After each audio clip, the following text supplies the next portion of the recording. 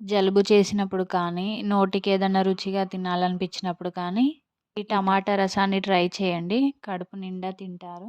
ఈ టమాటా రసాన్ని స్వప్న వైట్ల గారి ఛానల్‌లో చూసి ట్రై చేశాను. టేస్ట్ చాలా బాగా వచ్చింది. ఫస్ట్ టమాటాలని కట్ చేసుకొని కుక్కర్‌లో వేసుకోవాలి.